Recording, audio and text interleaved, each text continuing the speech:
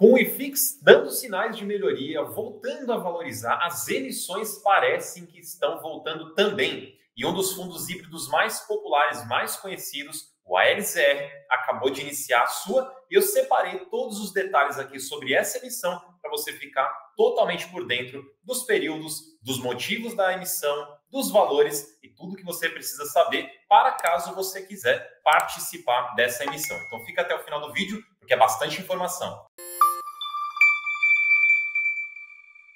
Vamos falar então da emissão do ALZR, falar de todos os detalhes que você precisa entender para poder participar se você quiser, seja você cotista ou não. O ALZR ele é um fundo já conhecido, já é um fundo grande, é um dos fundos híbridos mais populares aí. Esse para mim, na minha opinião, é o verdadeiro fundo híbrido, porque ele de fato tem um portfólio diverso. Então a gente não tem como categorizar ele, é só logístico, é só lajes, ou é renda urbana. Para mim ele vai até além de renda urbana, ele é de fato um verdadeiro híbrido. E ele está fazendo uma nova emissão para usar esses recursos para fazer novas aquisições, que a gente vai mencionar mais para frente o que é. Mas começando pelo começo, obviamente, vamos falar então da captação, dos valores. Ele pretende então emitir essas cotas ao preço de subscrição, ou seja, o preço de subscrição é o que você vai pagar de fato para participar. O preço de subscrição será R$ 106,90. Dentro desse preço, como que ele é composto, como que ele é formado?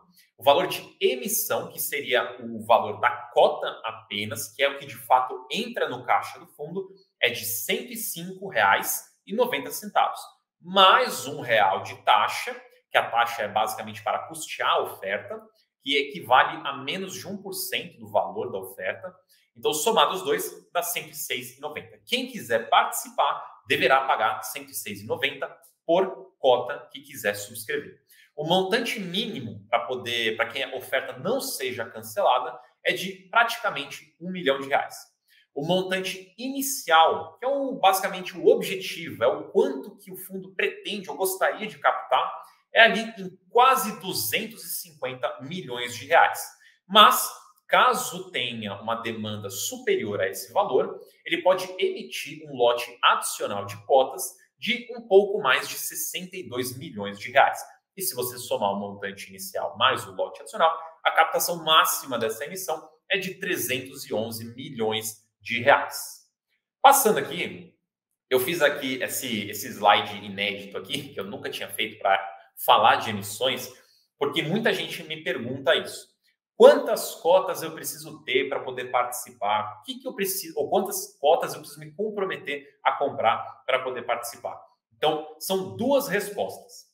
Primeiro, se você é cotista e quer participar pelo direito de preferência, então você precisa ter, na data de hoje, da gravação de hoje, 5 de maio, no mínimo 3 cotas de ALZR. Por quê? A preferência, a proporção de preferência é de 33,95%. Ou seja, para cada cotista aqui, você vai olhar quantas cotas você tem e você vai receber em direitos de preferência o equivalente a 33,95% das cotas que você tem. Então, se você fizer uma matemática aqui, você vai ver que o mínimo para você receber um direito de preferência são 3 cotas. De 3 cotas para cima, aí você vai aumentando de pouco em pouco a quantidade de direitos que você vai receber. A quantidade de direitos que você receber é opcional exercer, você pode exercer parcialmente, você pode exercer tudo, você pode exercer nada se você quiser. Mas quanto mais direitos você tiver, mais você vai poder participar da emissão via direito de preferência. Eu já explico a diferença aqui para essa segunda opção aqui da direita, que é, na oferta pública, no período público, você também pode participar, seja você cotista ou não. E o pedido mínimo é uma cota. Então, essa emissão a gente pode falar que de fato é para todo mundo. O limite mínimo aqui de pedido é uma cota. Então, você pode fazer um pedido de 1 cota, 2 cotas, 3 cotas no período público sem ser cotista. E por que é legal trazer essa informação para vocês? Porque a maioria das emissões, não sei se eu posso falar a maioria hoje em dia, mas a maioria no passado, pelo menos, ela exigia que você fizesse um pedido mínimo de 100 cotas, que normalmente, pelo menos nos patamares anteriores, dava uns 10 mil reais. Então, o pedido mínimo para você entrar numa oferta pública era 10 mil reais. Nessa emissão aqui, é uma cota. Então, quanto que era o preço antes? R$ 106,90 por cota nessa emissão. Então, o pedido mínimo é de R$ 106,90. Agora, qual que é a grande diferença? A grande diferença é que, pelo direito de preferência, cotista tem a garantia do pedido. Então, se você tem um direito de preferência e você pediu, você reservou, você fez o pagamento, você já garantiu que você vai receber essa cota depois que a emissão acabar. Quando você vai pelo período público, o período público é aberto. Então, ele vai receber pedidos de todo mundo. Quem quiser vai poder pedir. Ainda mais tendo um pedido mínimo bem baixinho que nem esse, então podemos assumir que muita gente pode mandar pedido. Se tiver uma demanda muito maior do que tem de cotas disponível, então pode acontecer o famoso rateio, que é dividir o que tem disponível entre as pessoas que pediu. Então pode ser que você não receba tudo que você pediu. Isso era muito mais relevante e preocupante no sentido de você não receber suas cotas quando a gente quando a gente estava no cenário onde as emissões estavam bombando, estavam sempre tendo pedidos máximos, né, captação máxima. Hoje, como a gente está num cenário um pouco mais adverso, talvez não tenha, talvez tenha, vamos ter que descobrir, já é mais incerto. Mas, de toda forma, se você quiser participar da emissão como cotista, ao final do dia 5 de maio, você deveria ter tido pelo menos, no mínimo, 3 cotas para receber o seu primeiro direito de preferência. Quanto mais cotas você tiver, mais direito você recebe. De toda forma, você pode ir pelo período público e receber e fazer o pedido mínimo de uma cota ou mais. Pede quantas você quiser, mas o mínimo é 1. Aí tem muitas perguntas aqui já no chat sobre negociação de direito. Vamos então para o cronograma. Data base, 5 de maio. Essa é a data o qual o fundo vai olhar para ver quem é cotista. Cotistas, ao final do dia 5 de maio, terão suas posições avaliadas, naquela proporção que eu falei, dos 30 e poucos por cento, para poder receber o direito. Por que é importante você saber a data base? Porque não interessa quantas cotas você tinha no dia 4 antes, não interessa quantas cotas você tinha no dia 6 para frente. Não interessa se você negociou cotas nesses outros dias. O que interessa é quantas cotas você tinha no final do dia 5. É essa quantidade que será usada para calcular quantos direitos você vai receber. Aí, respondendo as várias perguntas, vai poder negociar o direito de preferência? Sim, do dia 10 do 5 ao dia 18 do 5, você pode comprar direitos de preferência de outras pessoas, assim como você pode vender os seus direitos caso você não queira participar da emissão. O período para você exercer os seus direitos de preferência vai do dia 10 do 5 a 22 do 5. Acabou isso. Vai ter um segundo período de preferência para os cotistas, que é o período de sobras. Nesse período de sobras, vai ter montante adicional para você fazer um pedido adicional. E esse período vai do dia 25 do 5 até 30 do 5. Finalizados isso, a gente vai para o período público, que é aquele pedido mínimo que eu acabei de mencionar. Período público, onde todo mundo pode fazer seu pedido, liberado, geral, é do dia 12 do 6 a 23 do 6. Então, esses são os principais períodos para você, na verdade, são todos os períodos, né, suas principais datas para você prestar atenção caso você queira participar.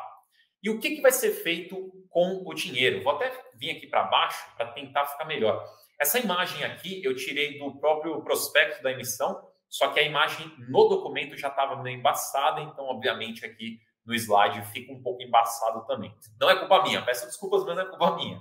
Então, o que é a emissão? Na verdade, antes aqui, ó, se a gente voltar rapidamente, lembre-se que o montante máximo que o fundo consegue captar é de 311 milhões.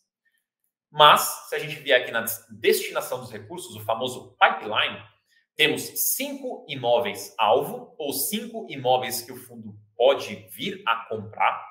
Desses 5, um já está bem avançado em termos de negociação, os outros estão negociando ainda. Agora, é interessante ver a classe, o setor dos imóveis. Então, temos 2 de renda urbana, 2 de data center e 1 de logística.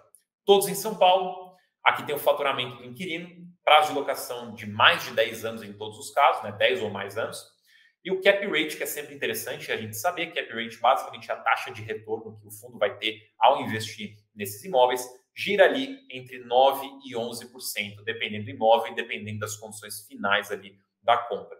Na última coluna, a gente consegue ver os valores de cada um dos imóveis.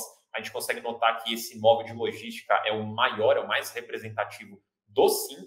E o total, se fosse para comprar todos os imóveis, seria de quase 560 milhões de reais. Portanto, se você voltar no que eu acabei de falar há minutinhos atrás, o fundo vai captar 311. Mas ele tem um pipeline de 560, mais ou menos. Então, podemos deduzir que ou ele não vai comprar tudo, porque não vai ter dinheiro, ou ele vai usar algum tipo de alavancagem, parcelamento, para poder fazer uma compra de mais imóveis, tendo menos dinheiro hoje, ou talvez alguma outra terceira opção. Mas é interessante a gente saber aqui o que ele pretende fazer com o dinheiro, que é comprar esses imóveis. Então, o que será feito de fato precisa ser acompanhado, e esses daí são os imóveis. Eu gostaria também de aproveitar aqui e lembrar vocês que todas essas informações que eu passei e mais, e para você também acompanhar o andamento da oferta, assim como acompanhar todas as outras ofertas, vocês podem entrar no Suno Emissões, que é uma ferramenta gratuita da Suno, está no site da Suno, gratuito, você entra lá e consegue ver todas as emissões, consegue ver essas informações que eu passei aqui do ALZR, cronograma, valores, você consegue acompanhar a captação também conforme a emissão for andando. Então, convido todos vocês para olhar o Suno Emissões para acompanhar essa e outras emissões. É só entrar lá no site da Suno, coloca no Google Suno Emissões, que você consegue encontrar o site facilmente.